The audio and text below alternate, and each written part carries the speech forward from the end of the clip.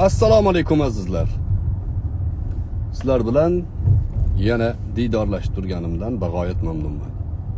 Qisqa va yana ahamiyatli bir mavzu to'g'risida sizlar bilan o'rtoqlashmoqchiman.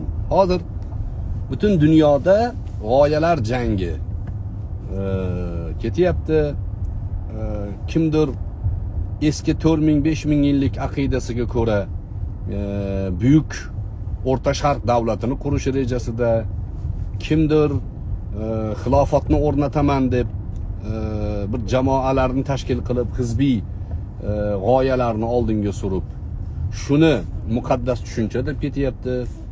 Kimdir milliy qadriyatlarini himoya qilishni, kimdir diniy e'tiqodi bilan milliy qadriyatlarni himoya qilishini ketyapti. Shu g'oyalar ichida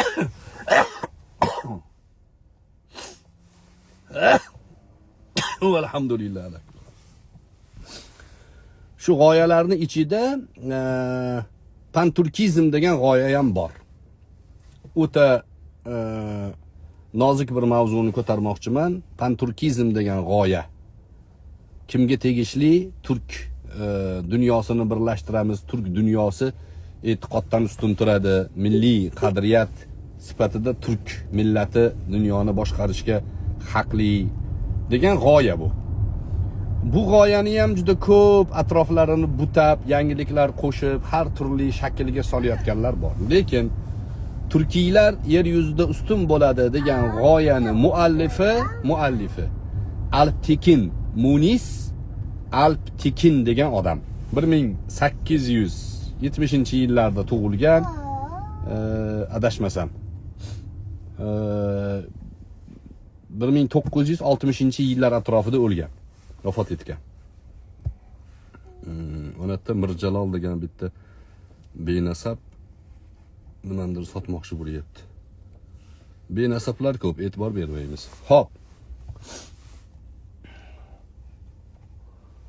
Munis Alptekin Usmoniy imperiyasiga qarshi urushda harakatda yosh turklar, ya'ni Jon Turklar tashkilotining a'zosi bo'lgan.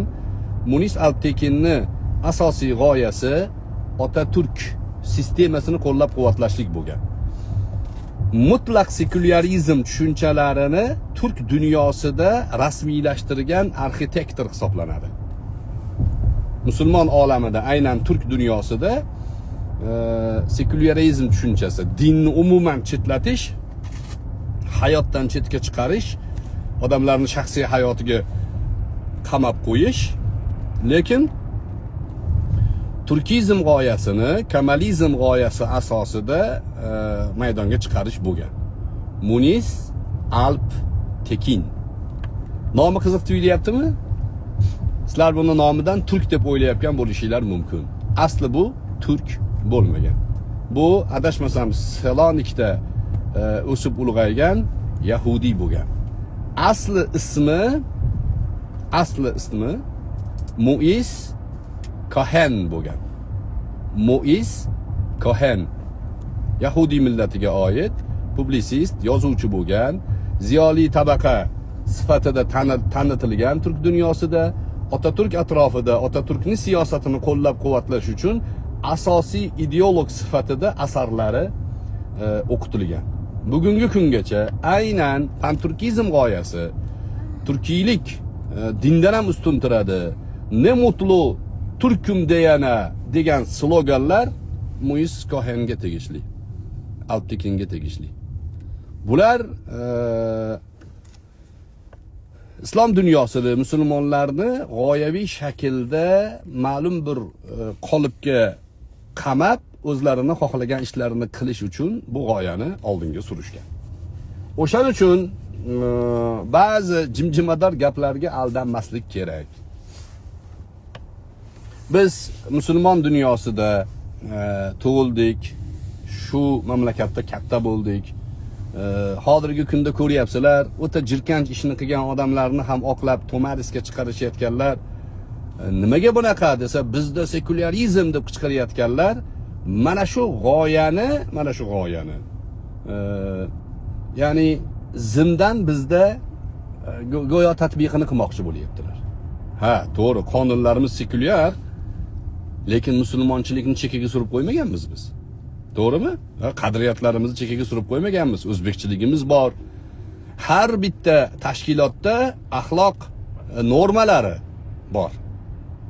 Axloq normalari orqali o'zini qanday tutishligini majburlab turuvchi, tiyuvchi omillarimiz bor.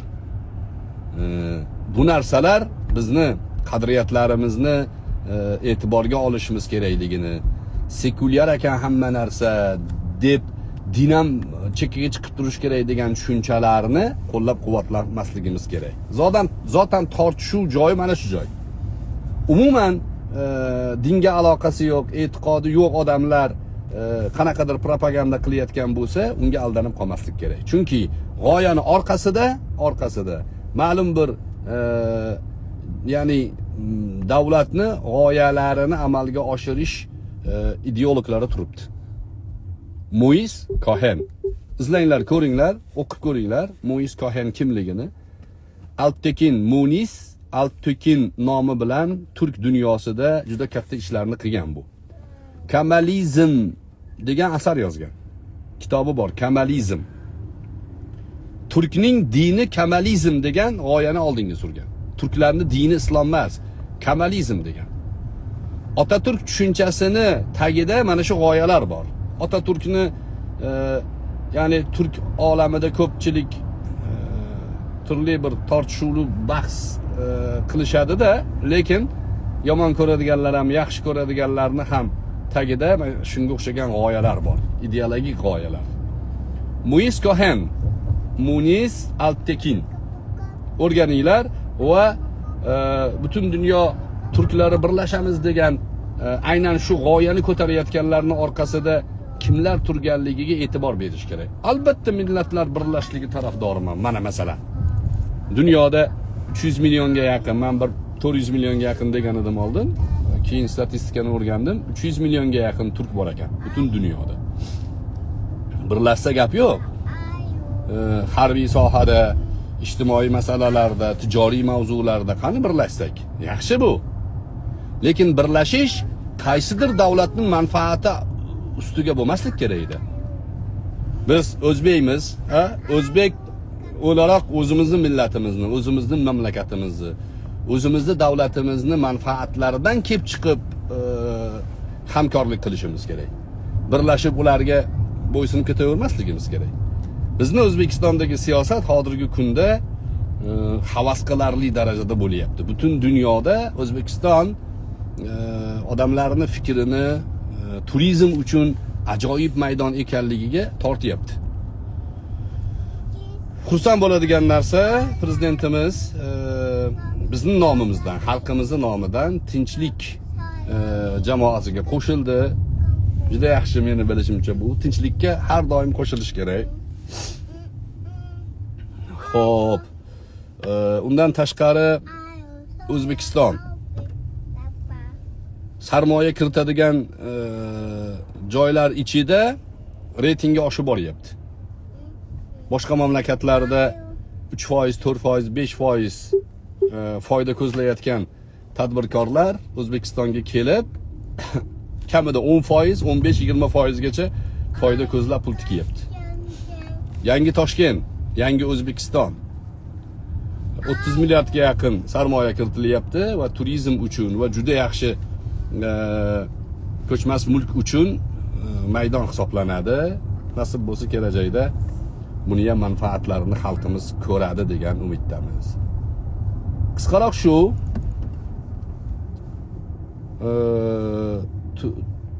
Turk birligi degan tushunchani ijobiy tomonini inkor qilmagan holda qandaydir ideologik maqsadga xizmat qiladigan g'oya ehtimolini ham nazardan qochirmaslik kerak.